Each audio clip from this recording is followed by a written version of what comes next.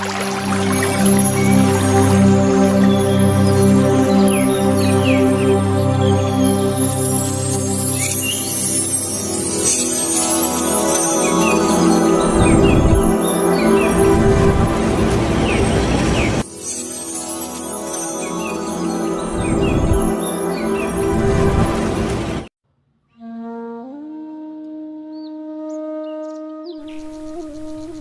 प्रिय दर्शकों, आप सबको नव वर्ष की हार्दिक शुभकामनाएं। सन 2023 17 जनवरी को शनिदेव अपनी राशि कुंभ में 30 वर्ष के बाद 12 राशियों में भ्रमण करते हुए पुनः पधार रहे हैं, जो 12 राशियों पर कैसा फल प्रदान करेंगे यह हम जानेंगे। शनिदेव एक कर्म फलदायक ग्रह हैं, जो प्राणी को उसके कर्मों के अनुसार फल प्रदान करते हैं। धनु राशि वाले जातकों की पत्रिका के अनुसार शनिदेव तीसरे भाव में प्रवेश करेंगे। तीसरा भाव पराक्रम का, छोटे भाई बहनों का और छोटी यात्राओं का होता है। यहाँ पर शनिदेव आपके पराक्रम में वृद्धि करेंगे। आपके कई कार्य आपको ऐसे मिलेंगे जिसमें आपको अपनी योग्यता दिखाने का अवसर प्राप्त होगा। आपको यहाँ पर छोटी मोटी यात्राएं भी करनी पड़ सकती हैं। आपको एक अवसर अवश्य प्राप्त होगा कि आपको वायु यात्रा करने का भी सौभाग्य प्राप्त होगा। यहाँ पर छोटे भाई बहनों के सुखों में वृद्धि होगी। छोटे भाई बहनों के कार्य में कोई विघ्न अब तक चल रहे थे तो वह अब समाप्त हो जाएंगे।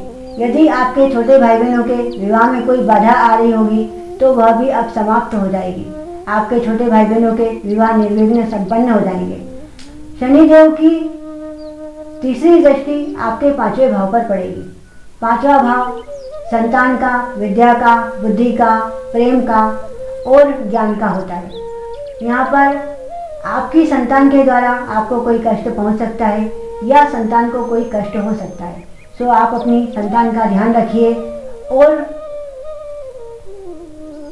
ऐसी कोई भूल ना हो जिससे आपको उसका कोई नुकसान भोगना पड़े। आप अपनी बुद्धि का ध्यान रखिए। आपकी बुद्धि गलत दिशा में जा सकती है। आप कोई भी निर्णय लेने से पहले बड़ों से या गुरुजनों से सलाह लीजिए। सोच विचार कर ही आगे कदम बढ़ाइए। 5वां भाव ज्ञान का होता है। आप अपने ज्ञान का सदुपयोग कीजिए, नहीं तो आपका ज्ञान यदि कहीं गलत मार्ग पर चला गया तो आपको उसका नुकसान हो सकता है। 5वां भाव प्रेम संबंध का होता है।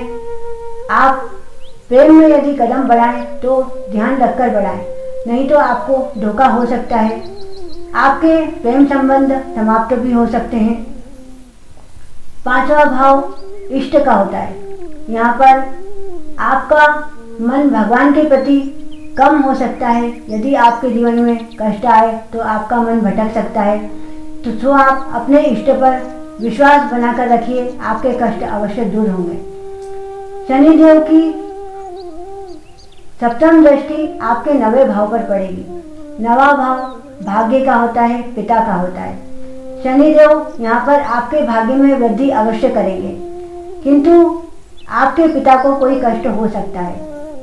आपके पिता तुल्य बड़े भाई, इनको कष्ट हो सकता है।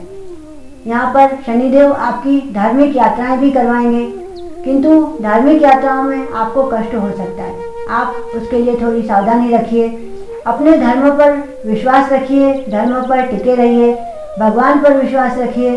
आपका धर्म आपका साथ अवश्य देगा।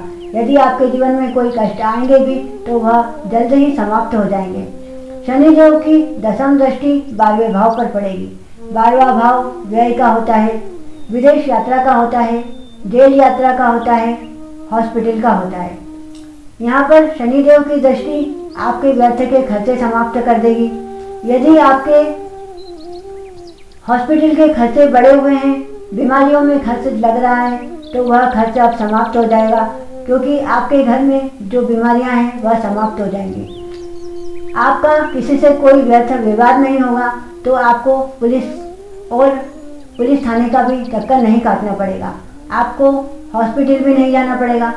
किंतु यहाँ पर एक बुराई आपके लिए हो रही है कि आप यदि विदेश जाना चाहते हैं तो उसमें आपको कोई विघ्न उत्पन्न हो सकता है।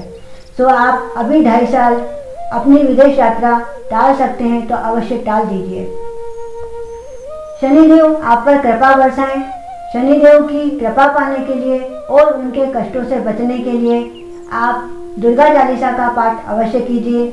आप हनुमान चालीसा का पाठ भी कर सकते हैं। आप हर मंगलवार के दिन हनुमान जी महाराज के मंदिर में चना चिरौंजी का और नारियल का भोग लगाइए। हर शनिवार के दिन सरसों के तेल का दीपक पीपल के वृक्ष के नीचे अवश्य लगाइए।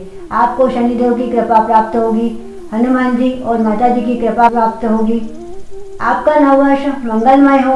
इसी के साथ आपको जय माता दी।